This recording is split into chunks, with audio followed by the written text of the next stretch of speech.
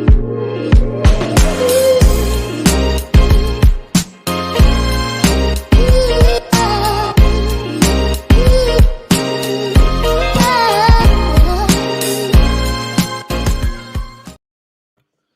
going on, people? Welcome back to Curtis Shaw TV, back with another live stream today. We'll be looking back on the fantastic victory yesterday for Arsenal as we finally got a win over Leicester away from home. Our first win against Leicester in the league away from home since 2015, Alexis Sanchez hat-trick. So it was a good day, man. You know what? It's been a nice couple of days weather-wise here in the UK, man. And I swear down, at Arsenal victory really brightens up the weekend, man. It was a good week for Arsenal. Epic win against Benfica and a great win against Leicester. Let's see what this week holds. Obviously, it's a quieter week this week for Arsenal. We've only got one game. We play Burnley on Saturday morning, I think 12:30 kickoff. So there's not going to be loads going off during the week. So I will get some collaborations this week. Lee Judges is on Wednesday. So that's one that I've got in so far, but I'll let you know regarding the other days, people. Big up everyone in the chat. Thank you for tuning in as always. Big up Big C. Stream was lit yesterday. Yeah, the live watch-alongs are going through the roof at the moment, bro. I'm telling you, getting all sorts of emotion and antics out of me, man. Big up, happy Monday, happy month to everyone, man. Start of the month, start of May. Keep chasing them dreams, people. I'm telling you, look for that freedom and happiness. Big up Curtis, you'll see good ratings today from me. Boy, when Omar's giving good ratings, you know things are good. Big up my boy Broads. Welcome at Mikel Arteta to the Curtis Shaw TV community. We would love for you to come on soon. Imagine Arteta coming on here, man. He would shut down the internet, bro. What's up? Big up everyone. I appreciate you all tuning in. And listen, we'll do the player rating shortly as well. Look, we got Mikel Arteta in here as well. Hello, Bakayo. Fancy a trip to Spain? Got Granit Xhaka in here, got Nketiah, got Bella in. It's a busy day, man. All the Gooners are in it. Listen, let's talk about the game yesterday briefly. I thought, for me, and you'll see with the title of the video, for me, I thought it was, did I say May? Apologies. Start of March, man. You know what I'm saying. Start of spring, innit? Springtime starts, people. Springtime starts. Man said, big up, Curtis. You got my dog singing your intro. Oh, dear. Listen, people. Obviously, we won yesterday. Great performance. For me, probably the best performance of the season because I look back through some of the victories that we've had this season. Man United away. I didn't think we played great that day. We got a penalty, Pogba's mistake. We beat, I think West Brom was a good performance, battered them 4-0, but they were a very, very poor team. Fulham, first game of the season, were very poor as well.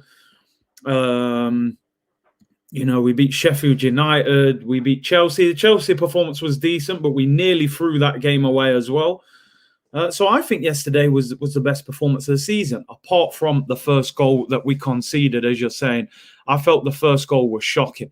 Now, we're just going to quickly do a little Jamie Carragher and Gary Neville business here. We're going to have a quick look at the goal because apart from that, it was a faultless performance. But I thought the goal was shocking that we conceded yesterday. So I wish I could play this for you, by the way. But obviously, because of copyright, I can only skip through it. This is Granit Xhaka. Now, obviously, if he's going to play this ball to Willian, he's got to give it to him now. You then give him Willian two options. He can either turn down the line here and try and get away. He could even touch it inside here and play it over maybe to David Luiz or even El Neni. The problem is Granit Xhaka, he waits. He waits another split second and he gives it him now. All right, let me even try and get that back a little bit. So when he gives it him now.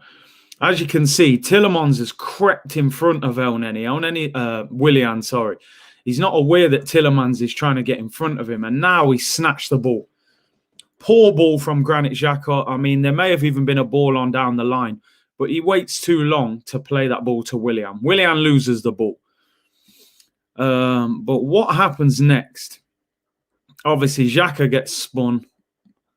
And they're off. They're absolutely off. Now, from this position here, you're looking here. Tielemans has got the ball. Xhaka's here. Xhaka's always going to lose this foot race. Tielemans got 2 yards on him here. He's a lot quicker than Xhaka anyway. He's always going to win the foot race. My issue is here. If I said to you that Tielemans scores from this position here, you would just say, how? How can he score from that position? The problem is this. I blame 2 players for this goal, but I actually think it's possibly more El Neni's fault. But anyway, slightly Pablo Mari as well. Pablo Mari is here. Pablo Mari is thinking, I've got to mark Jamie Vardy here, right? You can see Jamie Vardy straight there. He's thinking, I've got to mark Vardy. El Neni's here. David Luiz is way too far away from Pablo Mari. Why he's left that gap so big, I will never know. David Luiz should probably be here. You know, he should be 10 or 15 yards closer to Pablo Mari. So all Pablo Mari's thinking is, I've got to mark Jamie Vardy, right? Now we run this along just a little bit further. We run it to here. And let's even go another second forward. Oh, man, it's done me. It's absolutely done me. I'll get that back up. Hold on, people. YouTube doing me in here. Right, we'll get that back up in a sec, man. Sky Sports, everyone. Trying to do Sky Sports here, and YouTube's letting me down. Right, that's coming back on. So I'll get that back on for you. But you can already see how it's developing even from there. That he should have come across and stopped it from happening. Because I initially thought it was all Pablo Mari's fault, to be honest. But when you do look at it, I can understand why he is thinking about Vardy and he's expecting the player to come over right now. So I can get it back on now. Apologies for that, people. So we get it back up. And as you can see here, right. So you look at Pablo Mari at this stage. I mean, this is where I think he's having a nightmare. Look at Pablo Mari. He's actually running away from Tielemans. He's not even facing play. Now, El Neni, right? El Neni is looking at Pablo Mari. He's thinking, bruv, are you actually going to go and close that ball down? Why are you running off? But El Neni at this point should react. El Neni should go and close this space down. But he's passing on responsibility to Pablo Mari. You can see El Neni, he's looking at Pablo Mari as if to say, come and sort this mess out, will you, mate? We run it along another second. There's still no movement towards the ball. There's still none. And now Pablo Mari has turned round. He's on the half turn now. David Luiz is close enough to Vardy. At this point, El Neni still should probably come over. And Pablo Mari, it's probably waited too long now. Tielemans keeps running. Xhaka can't get anywhere near him. He's got the shot on goal. Leno kind of leaves. I don't know. Could Leno have done better with the finish? Probably not really. And then obviously the ball's in the back of the net and it is horrendous defending. Horrendous. So poor that is. Literally schoolboy. Apologies for the first issue with the video there, man. Sky Sports doing me dirty there, bro. Pablo Mari's running off. He must think the ball's on fire. It's like a hot potato. Man's running off. You know what I mean? It's mad. Yeah, I need the ad blocker on, man. Done me put an advert in. You know, I'm trying to do Sky Sports over here, people. But yeah, why is Pablo Mari running off from the ball? It's like the ball's on fire or something. Man's running off. Bro, I wish I could play it. It's straight copyright business. YouTube Premium is needed still. I need ad blocker in there, definitely. But yeah, El Neni just watching the whole situation develop. As soon as he can see that Pablo Mari is running towards Vardy, El Neni should have gone and stopped that from happening. And he didn't. He didn't do it. El Neni didn't understand what was going on. Poor. Randy said, why is Leno a protected species? He could have done better. I felt he was a little bit too close to his near post, and he kind of said to Tielemans, just put it in that corner. If you put it in that corner, I can't get it. That's basically what he said. And that was a shocking goal. You know, I'm not going to lie, at the time I was furious with that goal. You know, everyone started panicking. Oh, where's Vardy? Where's Vardy? Yo, you got to deal with the ball first. That's your biggest danger. So Pablo Mari, I think his body position is wrong. You should never turn your back on the guy running on the ball. Make it so that you can see both situations occurring. So I think it's slightly Pablo Mari, but more Mohamed El Neni. But both of them, I think, should have done better. El Neni doesn't react at any stage, and he can see the whole situation developing as well. So not great there. And that's a good point. The one question people won't ask is, where is Kieran Tierney? On the full screen, I could see Kieran Tierney had bombed on in front. So he's probably gone on a little bit too far as well. So it's crazy, man. Absolutely mad. And a poor goal to defend. But obviously, we did win the game. It was a good performance after that. It was probably, from that point, our best performance of the season. And I felt we did really well from that point. You look at the stats, 12 shots, 4 on target, 3 goals. I mean, 3 goals out of 4 shots. 56% possession, 507 passes, 82% accuracy, 7 corners. We were the dominant team. But as I always say to people, I'm not going to get too excited, and this is the reason why. I don't get too excited with being 10th in the league. You know, we are still only 10th in the league. Leicester are still 3rd, and considering how poor they were yesterday, you wouldn't have known who was 3rd and who was 10th, having seen that performance, you know. But we're still a long way off. We're only 3 points off Everton now. Everton do still have 2 games in hand, and we are 6 points off Liverpool, who are in 6th place. So we've still got a lot of ground to make up in terms of the league position. You know, we're still a long way off before we get anywhere. Yeah, as you said, man, the dizzy heights of 10th. It's nothing to celebrate, is it? You know, we're still struggling. We're still struggling. It's in isolation. It's a great performance. I thought against a decent team, but collectively, it's nothing special. It wasn't like it wasn't a great thing, bro. Imagine I had the same thing yesterday. Delivery at the door. I got a delivery at the door again.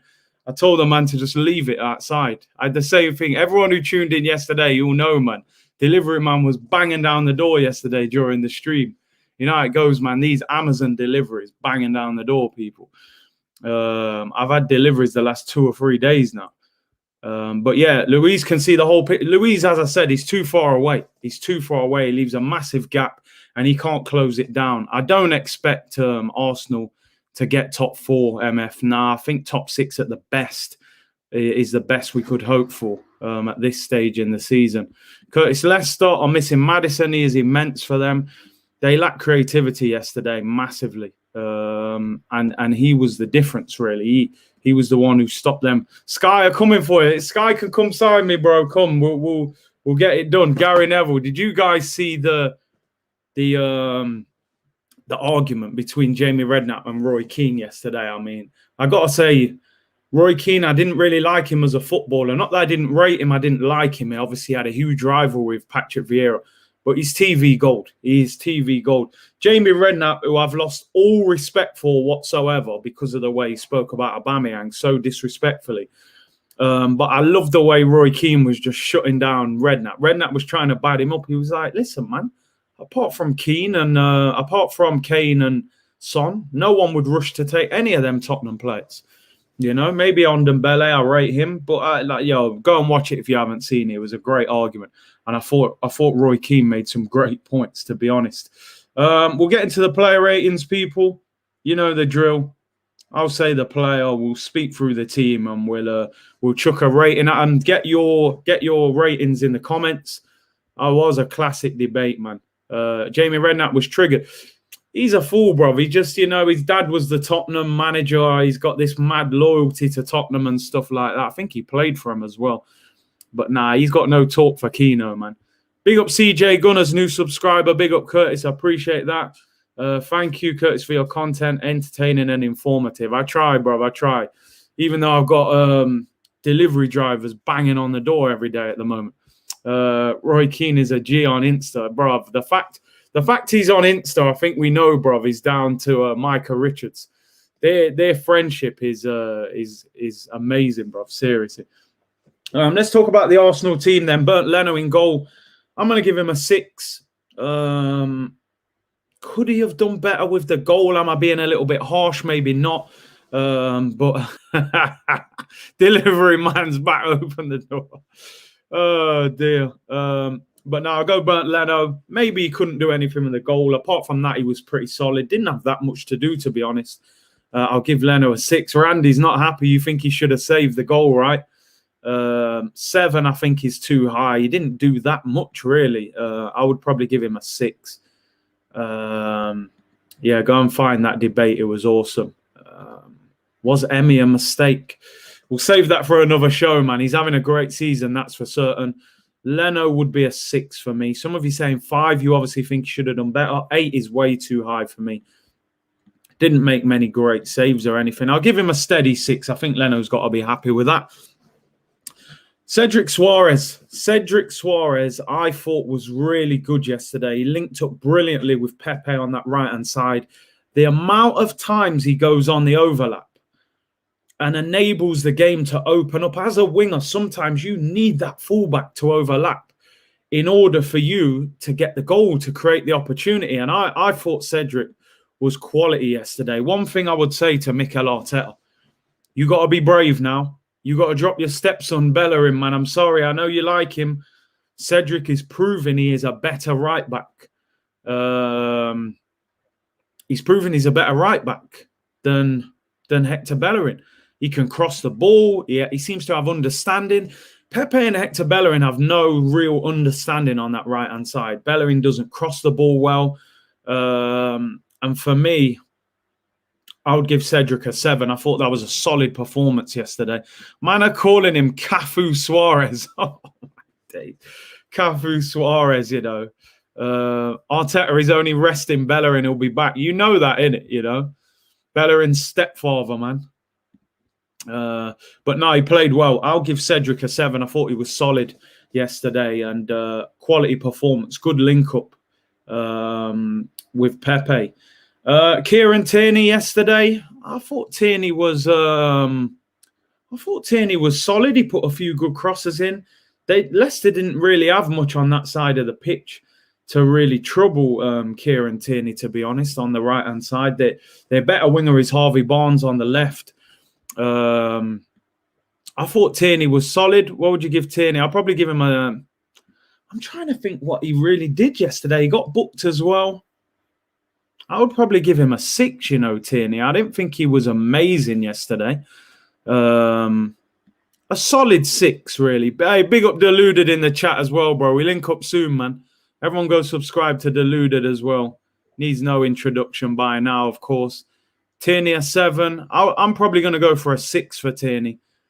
It was a solid performance without being spectacular, really. You're giving him a 7? I'll give him a 6. I thought, looking at the two fullbacks, I think Cedric was better than Tierney.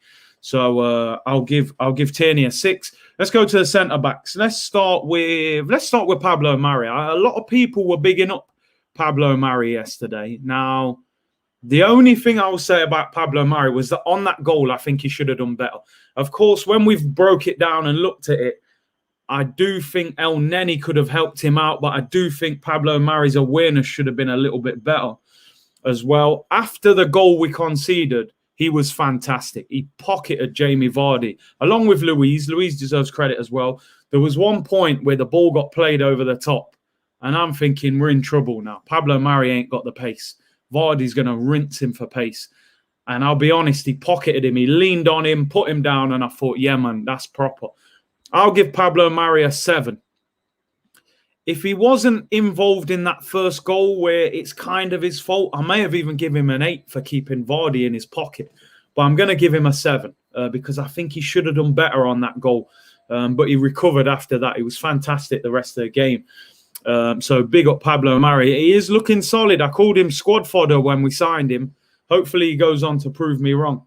Man, I call him Pablo Mardini. Oh, dear. No, we're going to talk about Arteta after. Don't worry, we'll get to that. Yeah, Pablo Mari a 7.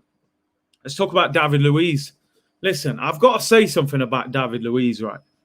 He's playing well, people. He's playing well, you know. He scored a very good goal yesterday that was clearly worked on in training. I think apart from the Wolves red card, which was, we could debate whether that was a red card or not, he's having a good season, people. He's one of them players that I think a lot of Arsenal fans find it hard to give him credit because he's ex-Chelsea. We're not massive fans of him. I'm giving him an 8 for yesterday. I'm giving him an 8. He scored a great header. It was the equaliser. It got us back into the game. It was brave. He's showing good leadership. I'm not getting carried away. I'm not saying too much about him, but I'm giving him 8 out of 10. Credit where credit's due.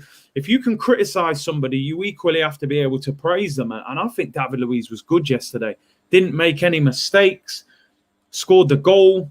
I'm giving him an 8 out of 10. I think David Luiz is... I always say, if you're not talking about David Luiz mistakes, then he's playing well.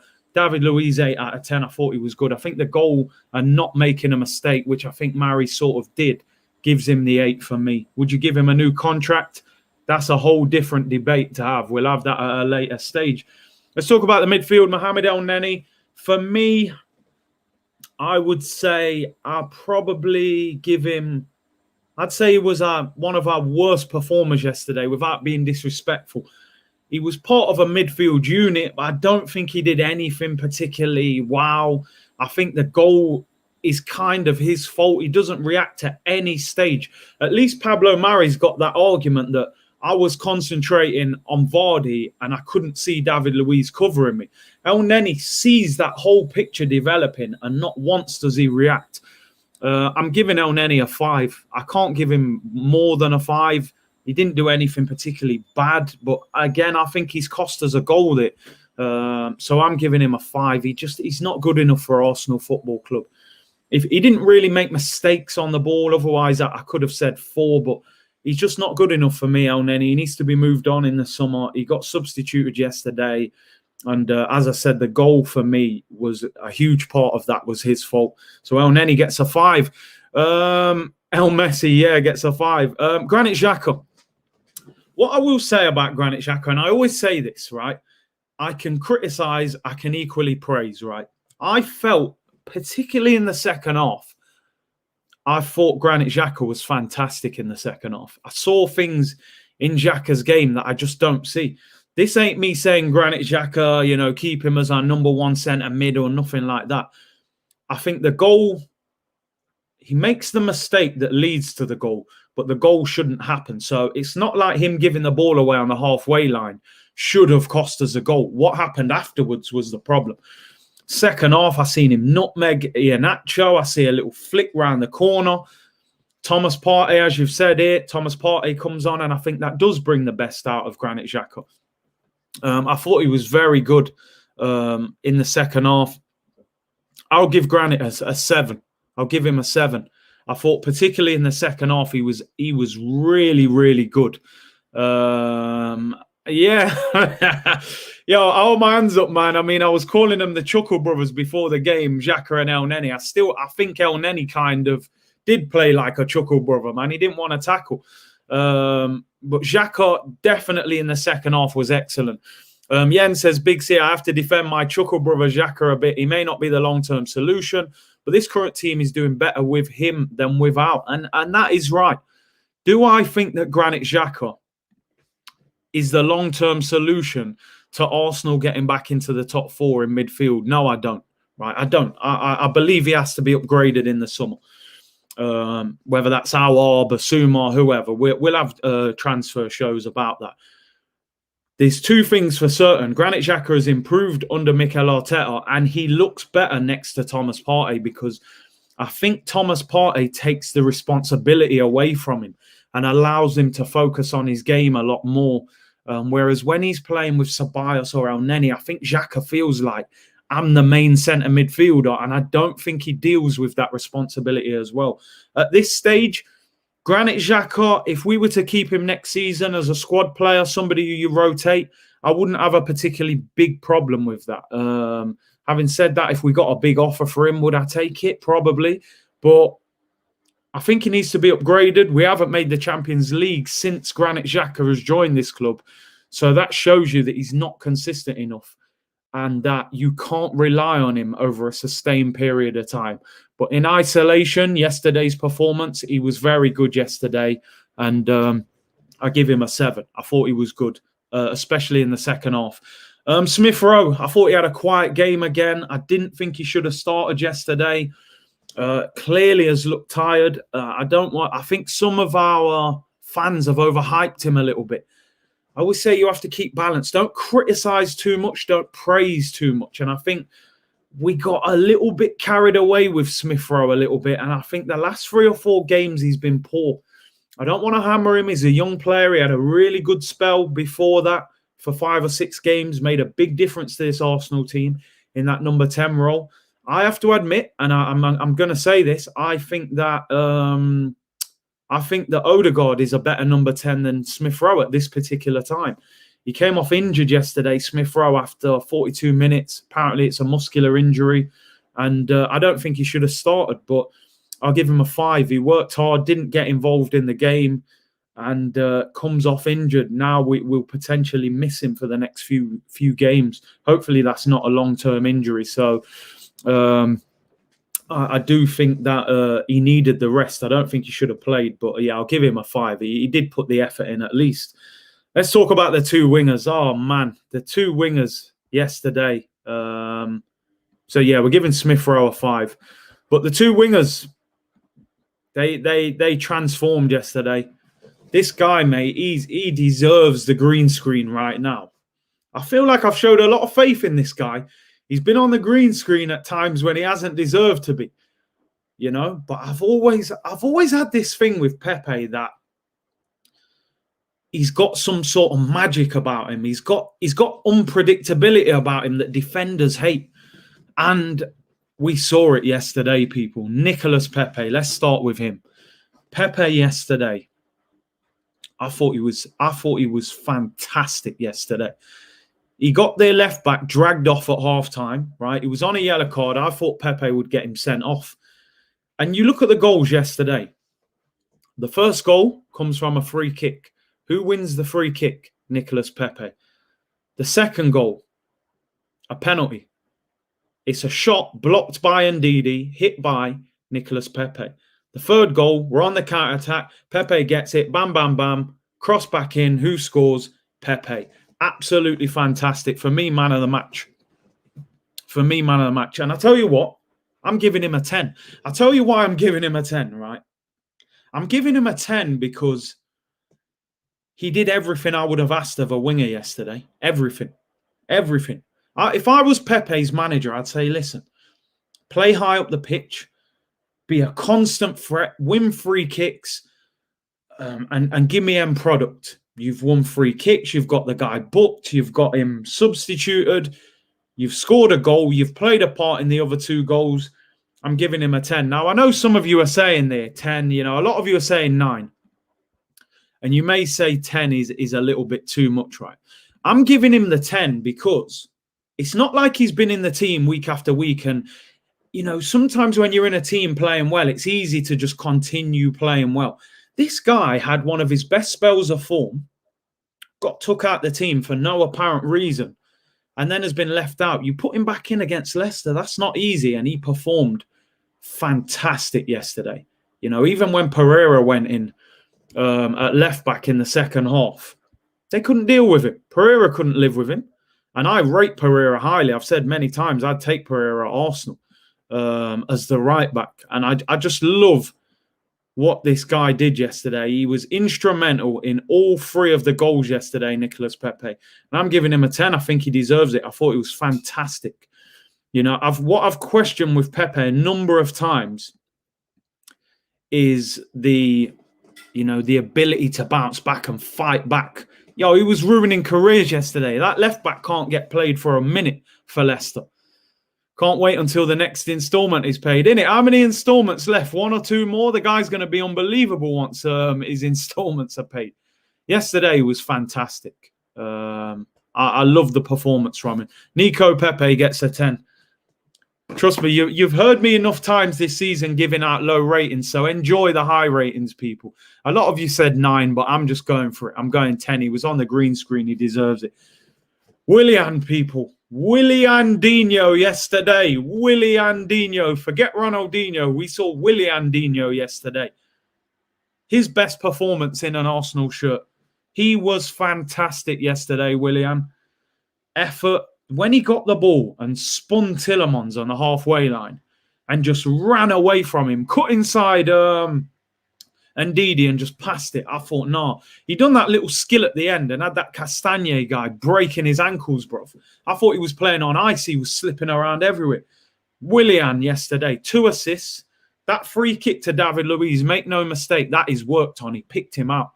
And one thing I've said, and I've said this all the time, people, anyone who watches my content on a regular basis, whether you wanted Willian or not, whether you like him or not, we have to support him. He hasn't been at the club a long time, right? Where Arsenal fans got carried away is that it turned to abuse. That's where it was wrong. That's where some of our fan base let themselves down. The frustration was called for, but he did the business yesterday. And I've always said, one thing I've always said, you don't become a bad player overnight. This guy got 9 goals, 7 assists in the Premier League last year. There has to be certain quality there. Willian Salt Bay gets a 9 for me. Some people gave him man of the match yesterday. I know Arsenal website gave Pepe man of the match. Free kick was fantastic the way he picked out Luiz. Don Robbie was right. He is better than Ziyech after all. I mean, I think he's got more assists than him in the league. I'm not going to get carried away and say he's better. But, that shout was amazing. People saying solar-powered Willian, he needs the sun to come out to play well. That is an absolute banger, I'm telling you. The solar energy came out, man. The Brazilian settings. I put up a picture on social media yesterday of Ronaldinho, Rivaldo, and Ronaldo. And I said, this was our front three yesterday. We were fantastic. He's been focusing on that restaurant too much. It's the confidence, man. It doesn't matter how experienced you are. You know, when you know the fans are against you and you know you're playing well, it's difficult. But he showed some spirit yesterday, some cojones, man, as Troy Deeney always says. He showed him. Williandinho. Willian is not a garbage player. Always knew he's a moment player. It's good, man. I swear Williandinho has a case for possibly the best football player ever. Oh, dear me. Well, yesterday he was brilliant. 2 assists. And I will give Willian a 9. I thought he was fantastic yesterday. Really enjoyed his performance. Let's hope he goes from strength to strength, people. You know, let's hope so. He was imagining being in that Rio sun. I'm telling you, man, he was. Let's talk about the striker. Strikers Union here, people. Strikers Union. I'm giving Lacazette a 9 yesterday. I thought Lacazette yesterday was fantastic. He's not going to get spoken about that much because everyone will focus on Pepe and Willian because we're kind of shocked that Willian played that well. I'm giving Lacazette a 9. Some of you are giving him an 8. He scored the penalty. His hold-up play yesterday was fantastic. And I wasn't sure whether Lacazette could do that against Sionchu and Johnny Evans. And he occupied both of them by himself. Scored the penalty. Was in the build-up play for the goal that Pepe scored. I thought he was fantastic yesterday. I love that performance from Lacazette. He's not consistent enough with it. That's the problem. Yeah, I heard it, man. The passionate. Lacazette loved it. 9 league goals this season, you know, and he hasn't really played every week. If he can finish this season on 15 league goals, he's done himself justice considering he hasn't played that much. But lack of threat. Nah, you can't do that to him after yesterday, man. He played well. He played well. Worked really hard, 9 out of 10. I enjoyed Lacazette's performance yesterday. The problem is, and here he is. Well done, Lacazette. I thought you were superb, mate. I thought you were really good. Omar's going on harsh, man. 7 out of 10. That is harsh. That is very harsh, man. I would give him. I would give him a 9 out of 10. Hey, big up, Jamie, man. I ain't seen you for a while, bro. Hi, lads. I'm back. Big up, man. Big up. I would give him a 9. Most of you probably give him an 8 there, I've seen. I would give him a 9. Strikers Union, man. I always defend strikers. Scored a goal, led the line really well for me. Let's talk about the players who came off the bench. Martin Odegaard. I mean, listen. I'm telling you, man. I like what I'm seeing from this kid. I'm telling you, Odegaard. He's only showing little moments, right? He's not like bossing games and running wild. it's just little moments where I'm like, yo, I like that, bruv. I'm seeing things that are just giving me little bits of hope where I'm like, yo, I just think he's a player. I just think he's a player, man. Let me just show you this. I want to just go to this quickly, right? Most of you are going to give Odegaard 7s and 8s, I think. Yeah, I'm being generous, Omar. Why not? We won, man. We beat Leicester. If ever this picture is why I like Odegaard so much, right? I'm going back to Gary Neville, Jamie Carragher. Look at Martin Odegaard here. This is Pepe's goal, right? He's just been given the ball at this point by Pepe. He's here. 1, 2, 3, 4, 5. There's basically 5 or 6 Leicester players not too far away from him, especially these 4. He's found a little bit of space between all of them. Pepe's given him the ball. He's got his head down at the moment. He goes on to play that ball out to Willian. He's got no right. And he knows that he hasn't got a lot of time to play this pass because especially these two, they're going to close him down quickly. And he knows it. And the speed with which he just moves the ball to Willian and gets the ball out to him. Look, he's played the ball out to him. He hasn't even looked. Willian's played it across to Pepe and he scored. And I just thought it was brilliant. His weight of pass and understanding of the game. I just really like this kid. I'm telling you, if we can get him at the right price, for me, that could be our number 10. That could be the number 10. You put Thomas, imagine Thomas Partey. And no disrespect to Xhaka, because Xhaka played well yesterday. You imagine putting a beast of a centre mid next to our boy Thomas Partey next season. Imagine having a 3 in midfield of like Basuma, Partey and Odegaard. Bear in mind, this Odegaard is not fully fit. You know, he hasn't been playing often for Real Madrid. When he's fully fit, you're talking about a serious footballer, I'm telling you. People, look at the guy's intelligence, the positions he picks up, and his weight of pass. The guy is a proper player. I'm just checking here. How old is Odegaard, by the way? I don't even know. I think he's 22 or 23. Kid's a proper player, man. Proper footballer. His weight of pass. He's 22 years of age. You're talking 30 million or less, I'd be absolutely all over it. Basuma, Partey and Odegaard. Woo, 22 years of age as well. Now you're talking my language, man. I'm telling you. The name Basuma gives me goosebumps. I think all Arsenal fans are dreaming of that signing happening, aren't they, at some stage this summer? And the passion that he shows as well, his weight of pass, fantastic player, man. Big up School Fuggery, man. Everyone go and check out his YouTube channel.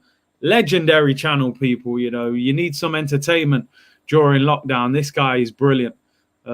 First guy coming for you now, the washing machine. Bro, I don't know. I'm just trying to stream it. Washing machine's on. You got delivery man banging on the door. Just let me stream, people. Let me do my thing, man. Yo, Martin Odegaard. I'll give him a 7 for yesterday. He came on towards half-time. As you can say, man, see, the way he's celebrating, he's not celebrating like a guy that's on loan thinking, oh, get me back to Real Madrid. I think he feels relieved to be at Arsenal, to be in the Premier League, and he looks like he's enjoying himself, man. If you're talking to me, 30 million or less, all over that deal in the summer. I'd be buying him on a permanent. Thomas Partey came on for El Neni. Just did what Thomas Partey does. The guy is just a boss man, isn't he, when he plays? Just come on, look comfortable on the ball. I've seen him just bully Tielemans to the floor, who I rate Tielemans highly as well. And I'm so happy that Thomas Partey plays for us. I know it sounds like a typical Arsene Wenger thing to say, but he's like a new signing because he's literally hardly played for us this season. Big up Naveen with a super chat. He said Willian was on God mode yesterday. He was on some ish still. Partey's a Rolls Royce. Guy's an unbelievable footballer. And I'm telling you now, we've literally robbed Atletico Madrid to get a player of that quality for 45 million. To me, he's a 60 million pound centre mid, maybe more. You know, when you see the price of some of these players, when you see Naby Keita went to Liverpool for what, 55 million? You know, Thomas Partey's better than him. He's easily 10, 15 million better than him. That deal is incredible. I hope he stays fit for a long period of time. He's a Rolls Royce. He strolled around the pitch. I'll probably give him, what are we giving him, 6, 7? He was comfortable. He was in his comfort zone. But I just can't wait for him to, play on a consistent basis. Commander Party, General Party, man, the boss man in there. I'm telling you, the general. I'm giving him a 7, people. We won the game. I'm getting carried away. And the final sub was Aubameyang. He came on late, nearly scored. I'm just going to give him a 6. He wasn't really in the game anyway. We won the game. What a fantastic victory, people. Over 1,000 of you in the chat right now, people. Really appreciate you all tuning in. Hit the subscribe button, smash a like as well.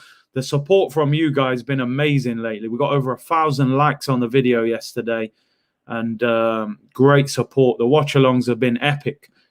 Big up Legend X for the super chat. Put a comment if you want next time as well, bro. I'll read it out.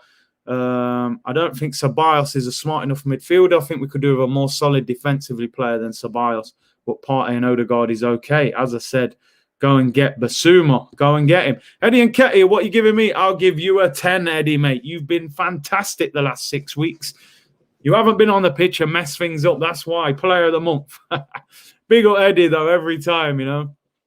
South London's finest. Big up, bro. We don't need to spend big for Partey's partner. We found our Tillemans. It's all about recruitment. Yeah, it is about recruitment. You don't have to spend massive amounts of money, and that's proven. If we can be smart in this transfer window this season, this summer coming up, we'll have half a chance. Arteta rating. I'm going to give Arteta an 8. I'm going to give him an 8 because I'll be honest, when I saw the team yesterday, you saw me before the game, people. I wasn't happy at all. I was calling them the Chuckle Brothers in centre mid. I didn't think that Smith Rowe should have started, and I was fearful of that game.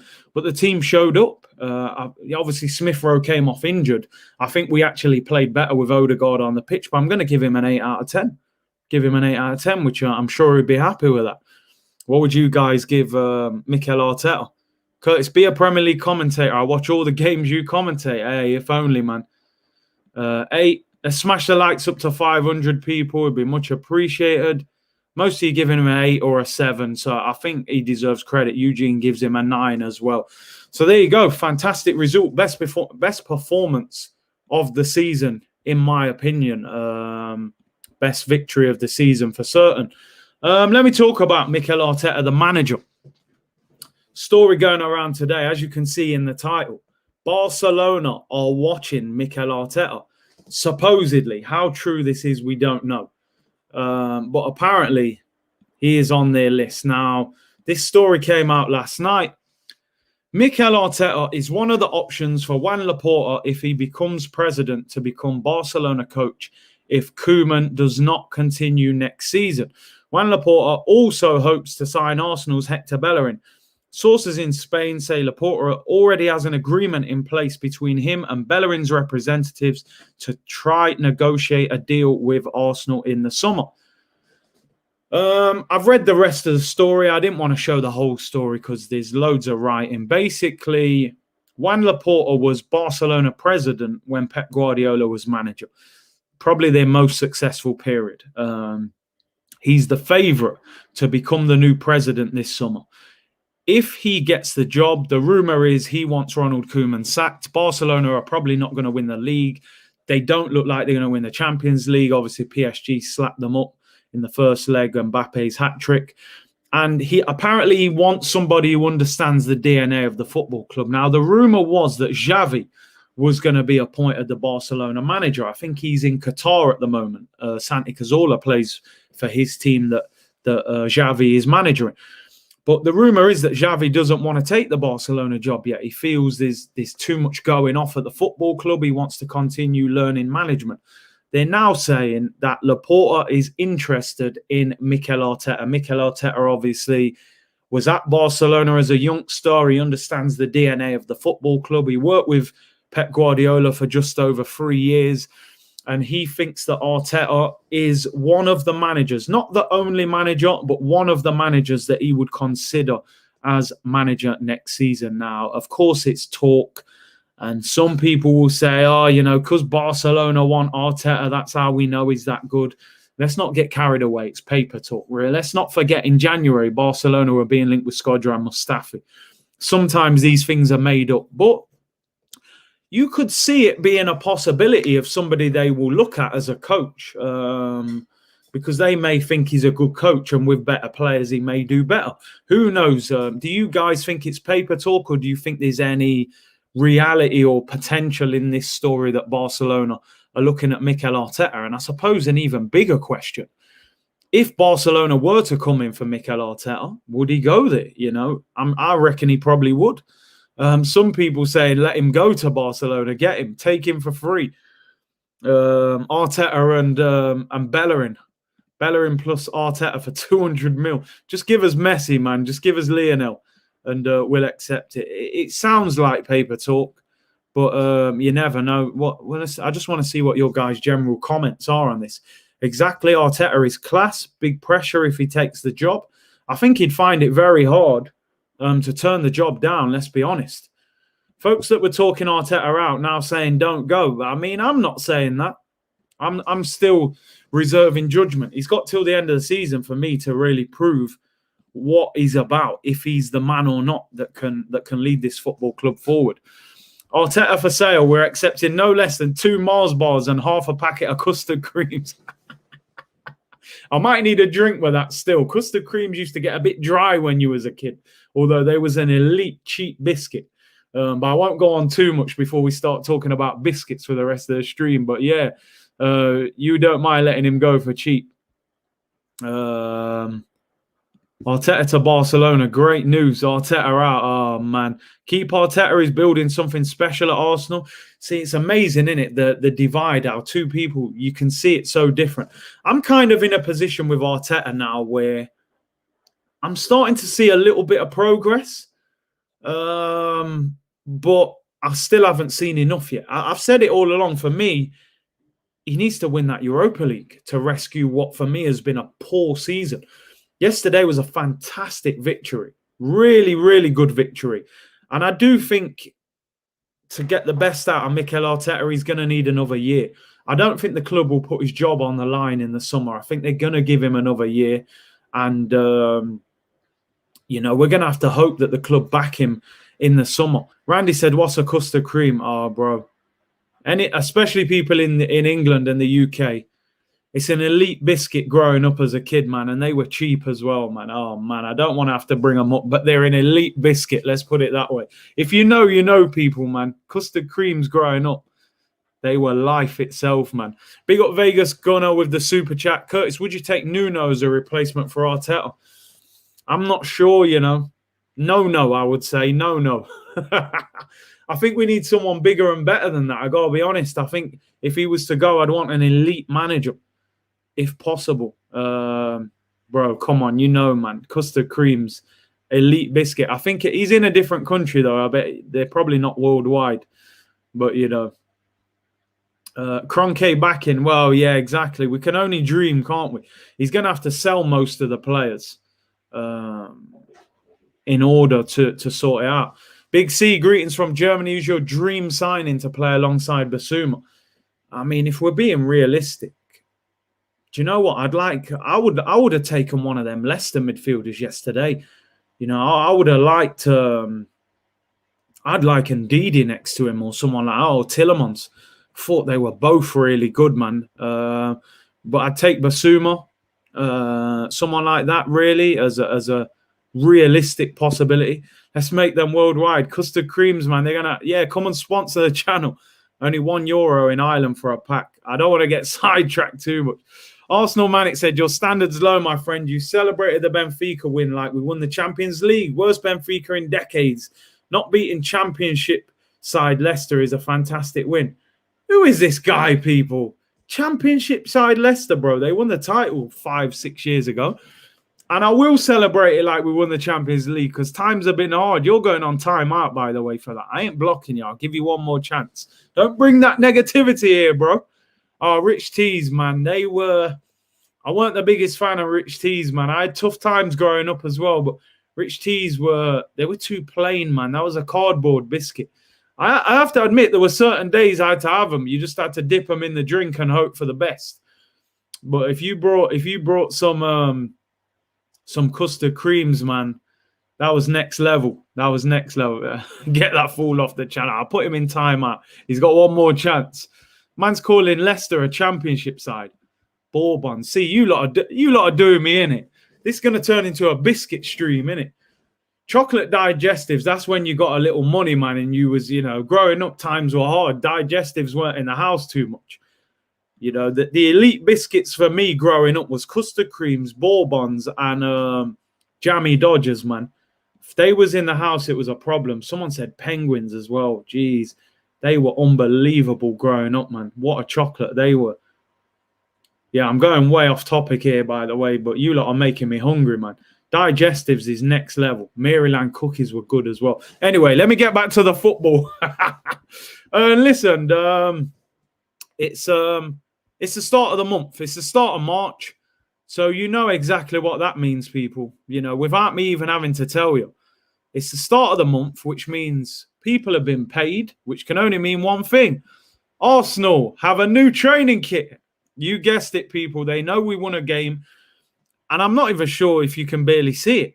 It's so light. I mean, I won't be buying that rubbish, even... I mean, you can hardly see the badge even zoomed in. It's some spring pastel collection. Nothing special. All I can say, people, don't waste your money on it. Do not waste your money on that. I don't want nothing to do with that. What a rip-off merchant club these are. No, we won a game, and they want to bring out more. I mean, the T-shirt don't look too bad, to be honest. The jacket, you can't even hardly see the badge. But listen, people, I'm not falling for the trap. I ain't buying no training kit. They've had enough out of us, bruv. Stay away from it, people. Ban yourself. Don't allow it to happen. Don't put no more money in their pocket. They won a game. I swear at this point, they're just bantering. They must be running out of ideas of what to put. Oh, let's just put a badge that you can hardly see. And let's just call it the new spring collection. Rip-off merchants, people. Don't go anywhere near it. Don't go anywhere near it, people. That's all I can say. I fell for the trap this season. I apologize. I bought the kits. I shouldn't have gone anywhere near it. But I fell for it, man. I thought we were flying this year, getting top 4. But I ain't beating that. Curtis going to buy that once we beat Tottenham. Not a chance, that guy ain't going near it. I told you, once I go to my mum's and get my old Arsenal kits, you'll see JVC and O2 on mine, Awful kit. Training kit number 50 for the season. And the funny thing is, when I look at it, I can probably remember 10 to 15 training kits we've had this season. As you said, we've had more training kits than wins this season. It's disgusting. Proper rip-off merchants, man. Over the weekend, just a little roundup of the weekend. Obviously, Manchester United, Chelsea, I did the watch-along for that. That was an absolute stinkfest of a game. They are shocking in big games, Man United. They just don't seem interested in trying to win. Ollie stunk out the bridge yesterday in full effect. That was probably the most boring game of the season. When someone was saying, Chelsea had nearly 300 million on the bench yesterday. That was a real stinkfest. Curtis, buy it if we win Europa League. Well, maybe if we win the Europa League. Tottenham beat Burnley 4-0. Decent performance from them. I do think Bale will get a run in the team now, but Burnley were terrible. They were there for the beating. Liverpool beat Sheffield United. Not the most convincing win, but an important win for them. Nevertheless, Ollie in forever, man, the PE teacher. Have you had Tim Tams? Never heard of him, bro. Never heard of him. Goffrey, I must have missed your super chat, bro. Apologies. Maybe it was when I was sharing the screen, so I apologize for that, man. Apologies very much for not seeing your super chat. Big up John. He said, we should get a new sponsor, get rid of Fly Emirates. I mean, the stadium's called the Emirates Stadium, so I don't see them going anywhere. I'm sure that's a long-term deal as well. A Bale against us is quite dangerous. I mean, you don't want Bale getting in good form, do you, when you consider that we're playing Tottenham in a few weeks' time. The sad thing is, there's an international break this month. And I hate international breaks, man, especially when it's just friendlies as well. No enjoyment watching those games. So there will be an international break. Let me just show you the fixtures before I get out of here. Here's the Arsenal fixtures. The next few games are very important. Obviously, we play Burnley this Saturday, 12:30 kickoff. It's at Burnley. We need to be winning that, man. Burnley have not been great this season. We then play Olympiacos on Thursday. That's away in Greece. First leg of the Europa League last 16. On that Sunday, Super Sunday, Tottenham at home. And then Olympiacos away. And then West Ham away. That is going into the international break. As you can see there, 21st of March. Next game's not till April the 3rd. And a nice, easy one after the international break. Liverpool at home.